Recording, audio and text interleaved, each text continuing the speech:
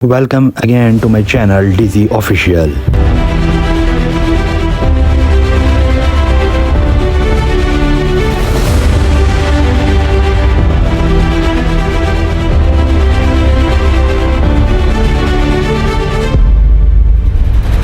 तो भाई आज इतवार का दिन होता है और सुबह सुबह काफ़ी ठंडी हवा चल रही होती है, जिसकी वजह से हमें काफ़ी सर्दी लग रही होती है। हम सुबह सुबह ग्राउंड में चले जाते हैं आउटिंग के लिए। ग्राउंड में हवा कुछ ज़्यादा चल रही होती है, जिसकी वजह से मेरा दोस्त कांपना शुरू कर देता है और मुझसे मेरी जैकेट छीनकर शोखी मारना शुरू कर देता है।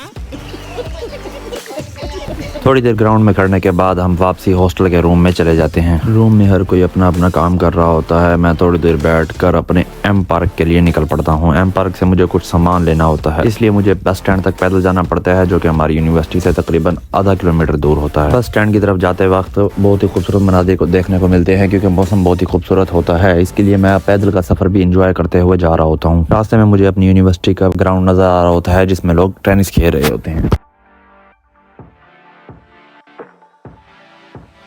तकरीबन 10 मिनट पैदल चलने के बाद फाइनली मैं बस स्टैंड पर पहुंच जाता हूं। मुझे 512 नंबर बस पर बैठना होता है। 512 नंबर बस खड़ी तो होती है, लेकिन उसमें ड्राइवर नहीं बैठा होता, जिसकी वजह से मुझे वहां पर खड़कर इंतजार करना पड़ता है। 2 से 3 मिनट के बाद ड्राइवर आ जाता है और मुझे बस पर बैठने को कह देता है। मैं 2 RMB पे करके बस में बैठ जाता हूँ। बस बिल्कुल खाली होती है, बस में कोई भी नहीं होता। उसके बाद 1-2 और मुसाफिर सवार होते हैं और बस चल पड़ती है। I am a journey lover, इसलिए हर सफर की तरह ये सफर भी मैं एंजॉय करते हुए जाता हूँ। और सफर के मुतालिक आपकी क्या राय है, कमेंट करके जरूर बताना।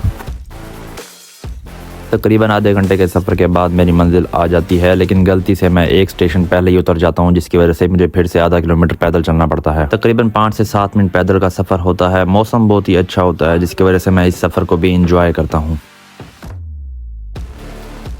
फाइनली मुझे दूर से एम पार्क नज़र आ जाता है, लेकिन इस तक पहुंचने पर भी मुझे 2 से 3 मिनट लग जाते हैं। एम पार्क काफ़ी बड़ा होता है। मैं पहली दफ़ा यहाँ पर आया होता हूँ और मुझे दरवाज़ा ढूंढने में ही काफ़ी टाइम लग जाता है। फाइनली मुझे एंट्रेंस डोर मिल जाता है और मैं उससे एम पार्क में दाखिल हो जाता हूँ, जो कि अंदर से देखने में बहुत ही खूबसूरत होता है। अंदर से इतना खूबसूरत होता है, मुझे नहीं लगता कि पाकिस्तान में ऐसा कोई मॉल होगा, क्योंकि मैं अमाना मॉल, एम्पोरियम मॉल और मॉल ऑफ मुल्तान विजिट कर चुका हूँ। उसके बाद मुझे खाने पीने की अशिया ढूंढनी होती हैं, जिसके लिए मैं ऊपर चला जाता हूँ। क्योंकि मैं पहली दफ़ा आया होता हूँ, इसलिए मुझे इतना एक्सपीरियंस नहीं होता। मैं फिर से इलेक्ट्रिक सीढ़ियों पर चढ़कर 3rd फ्लोर पर चला जाता हूँ। वहाँ पर मैं एक आदमी से पूछता हूँ कि मुझे खाने पीने की अशिया लेनी है, तो वो बताता है कि वो आपको तय खाने में मिलेंगी। हालांकि मैं 3rd फ्लोर पर पहुंचा हुआ होता हूँ, लेकिन ऊपर से देखने में ये बहुत ही खूबसूरत होता है। बच्चों के खेलने के लिए बहुत ही अच्छा निज़ाम बना रखा होता है और हर जगह बच्चे इंजॉय कर रहे होते हैं। उसके बाद मैं फिर से इलेक्ट्रिक सीढ़ियों के जरिए नीचे चला जाता हूँ। वहाँ पर मुझे 2 चाइनीज़ लोग हेलो करते हैं, क्योंकि वो पाकिस्तानियों की काफ़ी इज्जत करते हैं। फाइनली मैं तय खाने में पहुँच जाता हूँ और मुझे खाने पीने की अशिया नज़र आ जाती हैं। फ्रूट तो काफ़ी महंगे होते हैं, लेकिन मैंने सब्जियां लेनी होती हैं, जो कि मुनासिब रेट पर मिल रही होती हैं। सब्जियों को ताज़ा रखने के लिए भी एक जदीद कूलिंग सिस्टम लगा रखा होता है, जिसकी वजह से सब्जियां हर वक्त तरोताज़ा रहती हैं और बहुत ही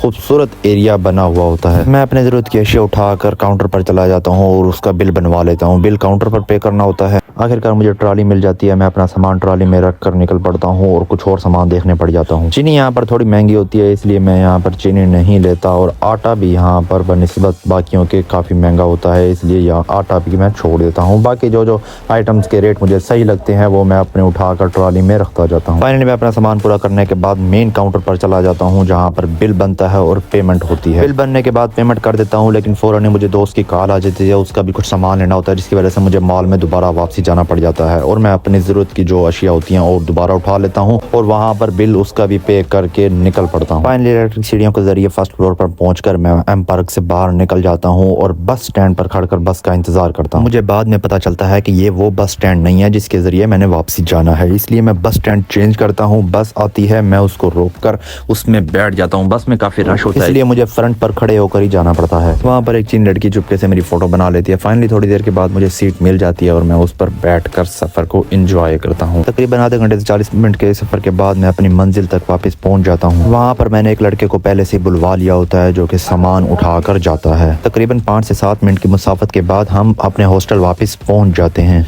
यूनिवर्सिटी बहुत बड़ी है और हमारा हॉस्टल गेट नंबर 2 के पास है। फाइनली हम शॉर्टकट रास्ता इस्तेमाल करके अपने हॉस्टल की तरफ निकल पड़ते हैं। आजकल रोज़ों के दिन है और मुझे सामान लेते लेते काफ़ी लेट हो जाती है, इसलिए जब मैं अपने रूम पे पूछता हूँ तो वहाँ पर पहले से ही मेरे रूममेट्स खाना बनाने में लगे होते हैं। उसके बाद फाइनली हम अफ्तारी करके अपना रोज़ा खोल लेते हैं। रोज़ा खोलने के बाद रात को हमारी बारी आती है बैडमिंटन खेलने की। इसके लिए हम अपना बैडमिंटन का सामान उठाते हैं और बैडमिंटन के ग्राउंड में पहुंच जाते हैं जहां पर पहले से ही काफ़ी लोग खेल रहे होते हैं। हमें बंद कमरे के अंदर बैडमिंटन खेलने की जगह नहीं मिलती, जिसके लिए हमें बैडमिंटन खेलने के लिए बाहर जाना पड़ता है। ठंड काफ़ी होती है जिसकी वजह से मैंने जैकेट भी नहीं पहनी होती और मुझे सर्दी लग रही होती है। रात को बैडमिंटन खेलने का एक अलग ही मज़ा होता है। हम काफ़ी देर तक बैडमिंटन खेलते रहते हैं। वक्फे वक्फे से हमारे खिलाड़ी खेलने वाले बढ़ते ही जाते हैं और सबकी बारी बारी लगा देते हैं। उसके बाद टीम का मैच शुरू हो जाता है और काफ़ी देर तक यही सिलसिला चलता रहता है। फिर कुछ चीनी आ जाते हैं, हम उनके साथ भी गेम लगाना शुरू कर देते हैं। दो टीमों के दरमियान बहुत ही कांटेदार मुकाबला शुरू हो जाता है और काफ़ी देर तक वो खेलते रहते हैं। खेलते खेलते बारिश होना शुरू हो जाती है और